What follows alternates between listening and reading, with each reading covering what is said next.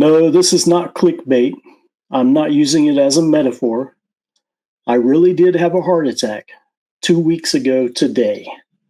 Today is April 28th, 2025. And I want to tell you a little bit about what happened as well as how it is changing my business completely. Let's jump into it.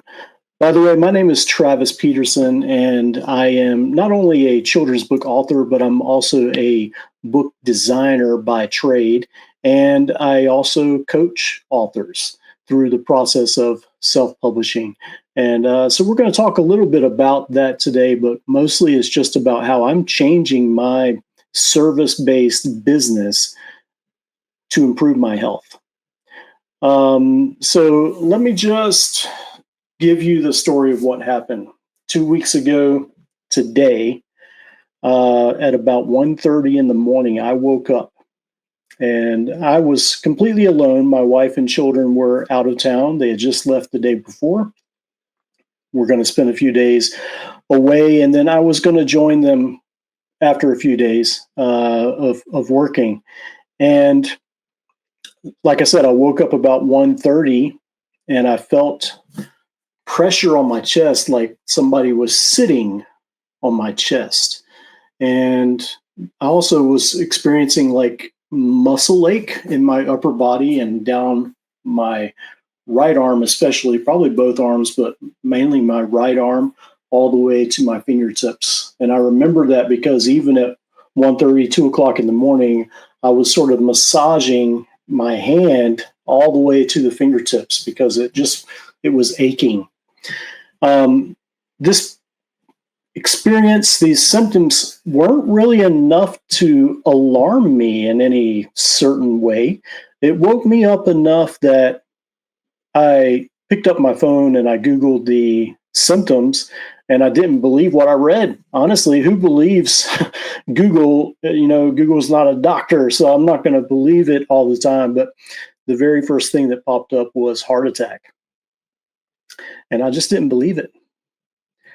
I actually rolled over and went back to sleep, just thinking I could sleep off these symptoms that I was feeling.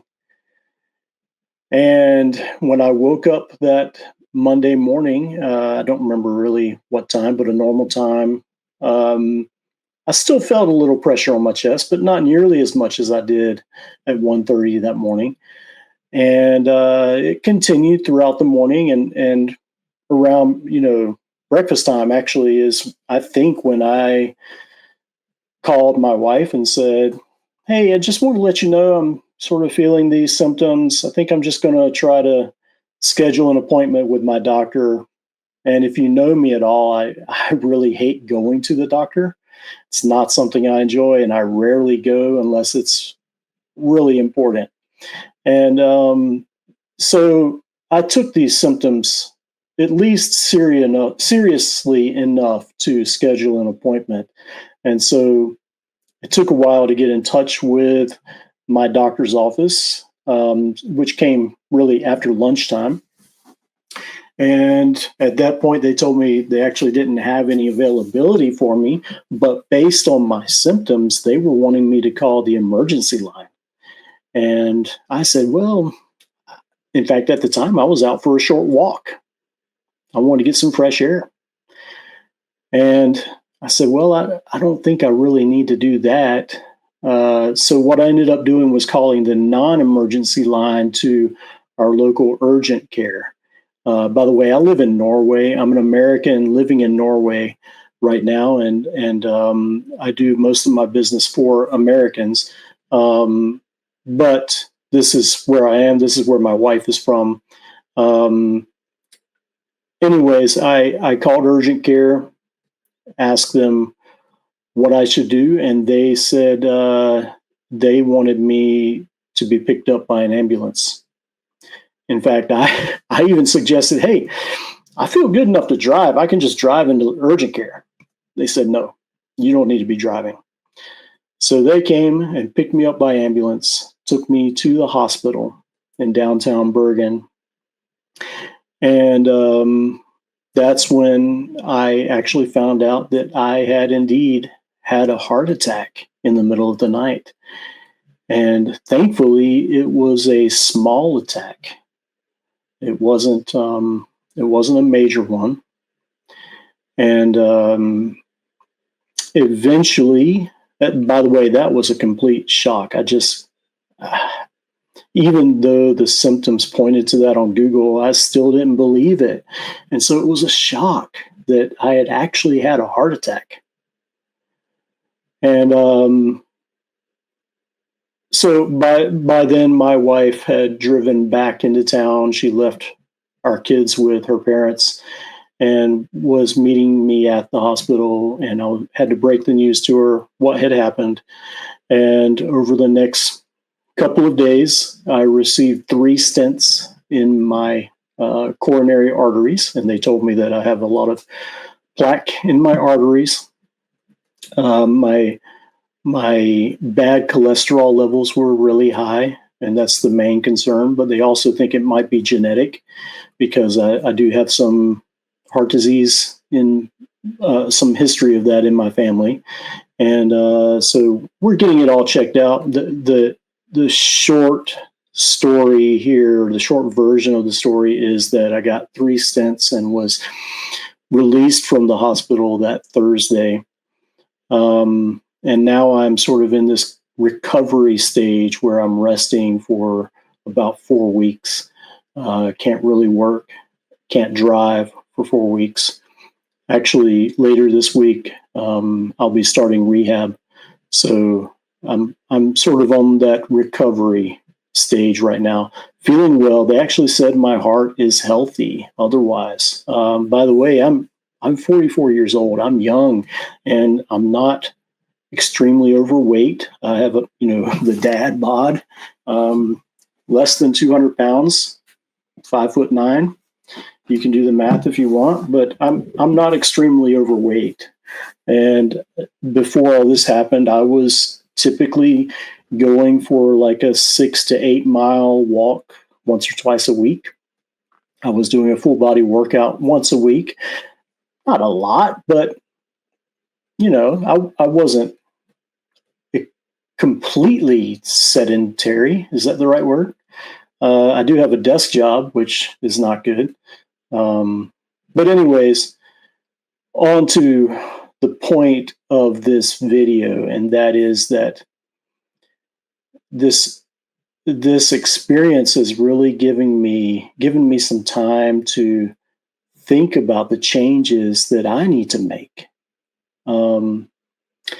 As I said, I'm a graphic designer. I'm a book designer. I work mostly with children's books, and I have so many. I'm pretty in demand, you might say. I have a lot of contracts, a lot of clients at one time, and because of that, for a long time I've been experiencing burnout and feeling overwhelmed with my schedule.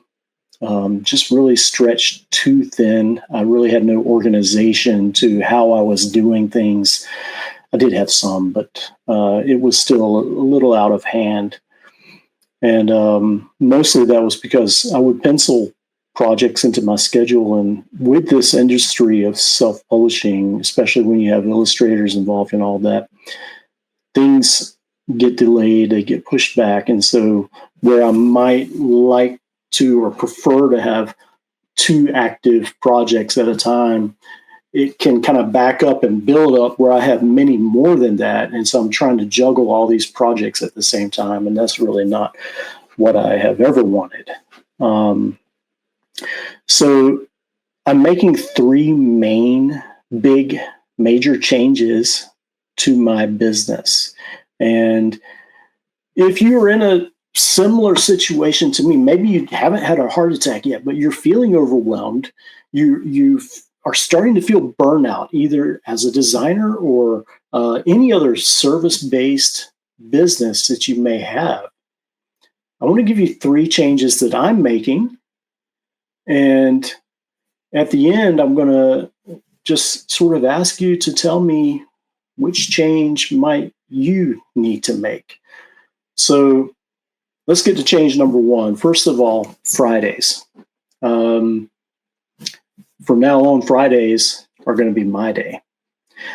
It's going to be a personal day every week without fail, I hope. That's the plan anyways. I actually tried to do this before the heart attack, and it didn't really work too well. It worked a little bit, but it just really turned into another work day. But Fridays are going to be a day for me to spend with my wife, have day dates. She also works from home, so we can do that while the kids are in school, and just go out to lunch, go do whatever, maybe shopping or whatever we need to do on that day, and just be together and relax. Other than that, it will give me an extra day to devote to my hobbies, like fishing, which I really haven't done much of lately. And, other hobbies that I like to do that will help me to de-stress and relax a bit.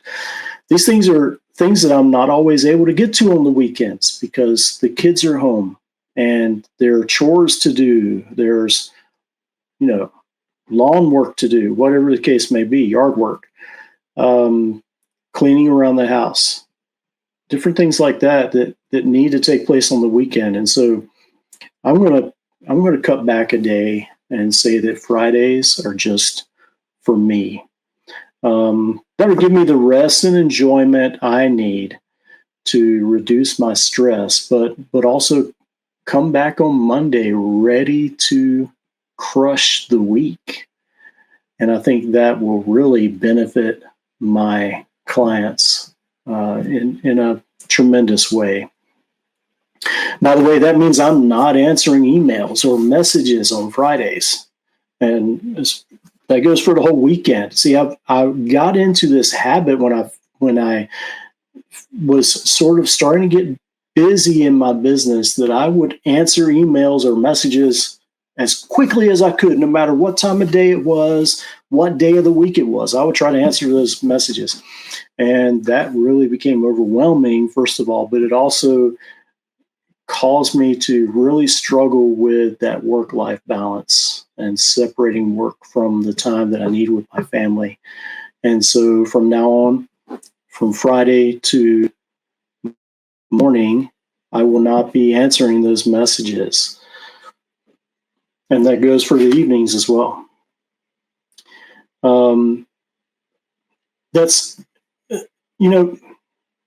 There are no emergencies in this industry. It doesn't matter how quickly an author feels like they need to get something done. It's not an emergency. It can wait till Monday or Tuesday. It doesn't need to happen on the weekend. There are no emergencies. So that's my first rule and my first big change that I'm making right now. By the way, I'm still in my rest period, so I haven't really gone back to work. But that's just one change that I'm making. Change number 2 is the way that I look at my schedule. And I'm going to go from multitasking to monotasking. As I mentioned earlier, these projects sort of build up and it comes to the point where I'm just trying to do too much at one time. I'm trying to multitask and I'm not really able to give each project the attention that it needs. And I'm also trying to handle, administrative tasks, content creation, all that kind of stuff in between. And it's really hard for me to focus. I start on one project, my mind goes to another, then I have to answer an email, then I'm thinking about content creation, then I'm, needing to send an invoice or whatever the case may be. And I'm just all over the place and it's really overwhelming. So I'm going to start monotasking from now on.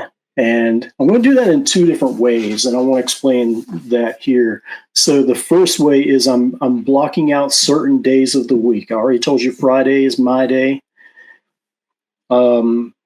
Now, for a while, I have rehab, so it's not going to exactly look like this. But after all that, when I'm back on my normal schedule, my new normal schedule, Mondays, I'm committing to my administrative work and my content creation. Now, I don't have any contract laborers, no employees or anything. I am a complete solo entrepreneur. I do everything myself. So the administrative work, these tasks of replying to emails and sending out contracts and invoices, stuff like that, I do it all right now. So I'm going to sort of designate Monday to some of those administrative tasks as well as content creation. So like making videos for YouTube and maybe some social media type stuff. So what that's going to do is open up Tuesday through Thursday, 3 days a week, for me to devote to my clients completely. And that's going to help me serve my clients in a really beneficial way. I'm going to be devoted to each client in just a completely new way. It's going to help me provide consistency. So my clients will know, okay, these days a week, I'm working on their project. I'm here to answer questions. I'm here to give updates. And these Tuesday, Wednesday, Thursdays, these are the days I'm working on their project. And hopefully without change. Now, there might be some situations where that needs to change, but for the most part, those are the days that I'm going to commit to working on my clients' projects. So it's going to help me with consistency, which will really be helpful for my clients. It's also going to help me have deep focus on their projects. So no longer am I overwhelmed and going from here to there and bouncing all around and being scatterbrained, but it's going to help me really focus on one project for those days. And at the same time, that's really going to help my memory because, to be quite honest, as overwhelmed as I was for years now, my memory has been shot. It's hard for me to remember details of each project, especially when it drags on and on and on for different reasons, not necessarily my own. These projects drag on and I tend to forget details that were lost in communication. And so if I can have deep focus on these projects, it's going to help me focus on the details and be more attentive to each project, but also help my memory and that whole process. And then number 3 is faster completion. You know, if I am having this consistent flow and I'm able to have this deep focus 3 days a week, then as long as if you're my client and if you do your homework first, which I'll explain in a moment,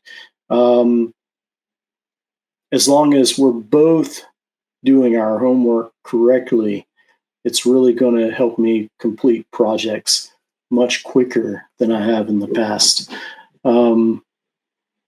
So blocking out certain days of the week was the number one way that I am monotasking. The second way is blocking out projects. Like I said, I'm no longer going to be doing all these multiple projects at one time. I am moving to a one project at a time approach. So basically, it's how I'm approaching my wait list. Before, when I took on a new project or a new client, I would have them sign a contract, pay a deposit invoice, and then I would pencil them into my calendar. And as I mentioned, some projects are delayed, and that's just natural for that to happen. But I always stuck or tried to stick to my calendar as best as I could. So if one project is delayed, then it overlaps with the next project or the next project, and it just snowballs and really becomes overwhelming. So I'm committing to one project at a time. Again, that's going to help me, and it's going to help my clients see consistency in my scheduling and in my work. It's going to help me have deep focus and give more attention to my clients.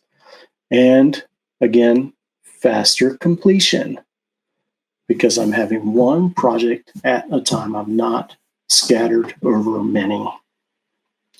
I'm actually this whole process of blocking out projects. I even came up with a name for it. I'm calling it ducks in a row workflow. And what do I mean by that? Well,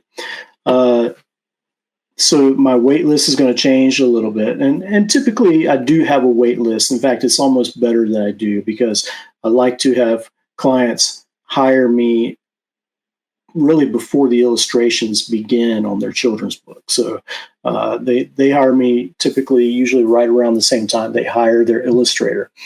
And that's not going to change. I'll still pencil them into my calendar and into my wait list. But when it's your turn in line on the wait list, if you haven't done your homework, and if you haven't given me everything I need for your project, then I'm going to bump the next client ahead of you if they're ready to go. So that's, ducks in a row. If you have your ducks in a row, it'll help me do the same. If you have all the information you need, and I'm talking about your manuscript, your front matter, your back matter, your copyright page, ISBNs, all the data from Library of Congress, if you're doing that, different things like that. If you have all of that together, then I will move forward. If you have all your ducks in a row, I'm going to have my ducks in a row too. So I'm calling it the ducks in a row workflow. And, that's just a fun way to explain it. And I think it just makes sense. Let's have our ducks in a row. Let's have everything ready to go. Do your homework, and I'll be ready to go too. So if someone doesn't do their homework and they're not ready, then I'm not going to start their project and then have it string on for weeks and even months at a time. I've had projects go for more than a year because they just weren't ready. They didn't have their ducks in a row. And I think there's a lot more to that as well. I think maybe it could be that they're scared or worried about its success in a lot of ways. But that's how I'm going to work from now on. Projects, the materials need to be ready for me to start a project. And that way I can finish that project a lot quicker. So Fridays are for me. I'm switching from multitasking to monotasking, with doing one project at a time, ducks in a row workflow. And finally, change number 3 is that I am pivoting away from mainly design services to indie author coaching. And this isn't completely new. I've talked about this a little bit, but mainly I'm moving from a service-based business to a product-based business for those who are in business and understand those terms. Thankfully, this was sort of already in the works, and it doesn't mean I'm completely giving up designing books. I'll still do that, but I'm going to start providing other products, digital products and other things for my clients, for authors who are in the process of either self-publishing their book or marketing their books afterwards. So number 1 is actually a new book that I have written called The Indie Author's Dozen, which explains the team that you should have in place to self-publish a children's book, basically. I'm calling it The Indie Author's Dozen because I honestly believe there's no such thing as self-publishing. You can't do it by yourself. You need a team. And so it's the Indie Authors Dozen. And that book is almost ready to be launched through a crowdfunding campaign that I'll be doing soon. I had hoped to do it in May, but I'm going to have to probably delay that a bit. I don't know exactly when I will do it, but I am going to delay it some weeks. And then along with the Indie Authors Dozen, I am creating online courses for indie authors, especially for children's book authors and those who want to produce uplifting, life-changing, and successful children's books. My whole mission as someone who is coaching authors is to help you produce books that kids will love and adults will cherish. If you can think back as an adult, what books do you cherish from your childhood? And if you're an author, just think about the kids who love your book now and will one day cherish your book 20, 30, 40, 50, 60, 70 years from now. They will cherish it one day, especially if it's a successful book. And so that's what I want to help authors do. So I'm going to be doing that through my book that I'm writing and almost completed. Also through these online courses that I'm providing. And I'm also going to start what I'm calling the Kidlit Marketing Academy. I'm restarting it. It's actually something I did last year for 3 months. It was just like a 90-day period. And at the time, I called it the Children's Book Marketing Accelerator. And what I noticed was I had way too much content for 3 months. And I think it was a little overwhelming for those who went through it, even though they gave me great remarks and great reviews from it. It was a lot of content. So I'm actually going to stretch that over a year, make it an annual thing that you can go through and you can get the resources. And I'm planning on providing you templates and swipe files and different things like that, and having monthly Q&As and a whole community around it. So the Kidlit Marketing Academy will be launching probably after the book launches at some point. And then something that I'm offering even now, or at least after my rest and rehabilitation period, is something called a primer book audit. And this is based on the primer formula that I created, which I've done videos on in the past, but it's basically 6 buckets of criteria that I look through your book, through your manuscript, the illustrations, whatever it may be, and I audit your book. I give you very specific critique and feedback on how you can improve it and make it a sellable and successful book. This is great for books that are not published yet, but also books that are already published and just not doing well. This audit will help you improve it and make sure it's a book that kids will love and adults will cherish, a successful book, the primer book audit.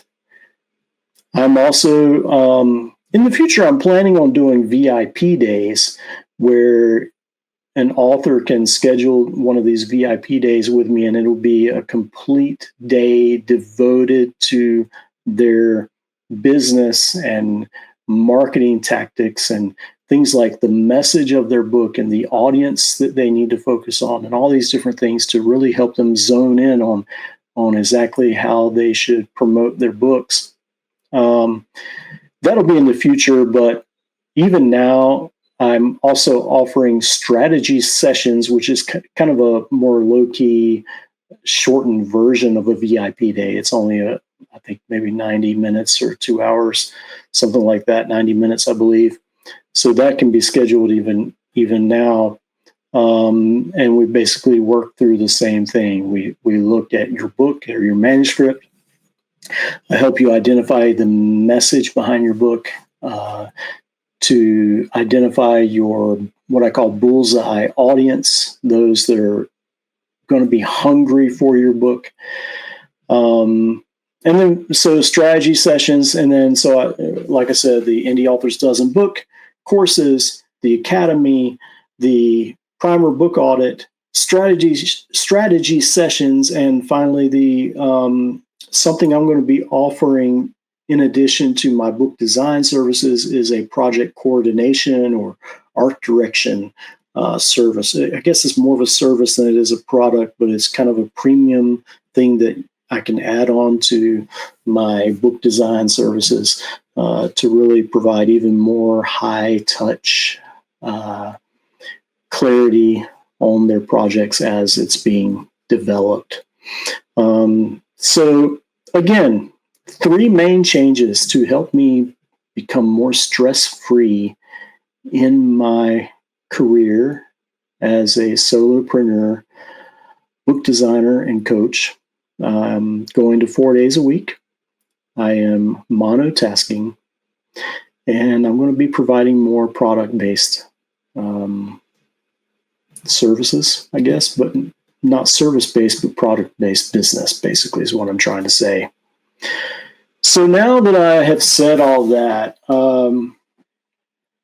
if you need to make a change to relieve the stress in your business or to help you overcome some of this overwhelm that you're feeling or the burnout that you might be feeling, which of these 3 steps do you plan to make? Will you go to 4 days a week? Make one day a personal day so that you can relieve some of that stress and have some time out? Will you try monotasking instead of multitasking and being completely overwhelmed with everything happening all at once? Or will you pivot from more of a project or service-based business to a product-based business? Which one of these 3 do you need to do in your business or in your life? Put a comment down below. I'd love to hear what your plans are. And if you really found this video helpful, please, smash that like button. If you're an author and you are in the process of publishing or marketing your already published books, follow along, subscribe to my channel. I would love to continue to stay in touch and provide awesome content for you as an author. So yeah, stay healthy, and y'all come back when you can stay longer.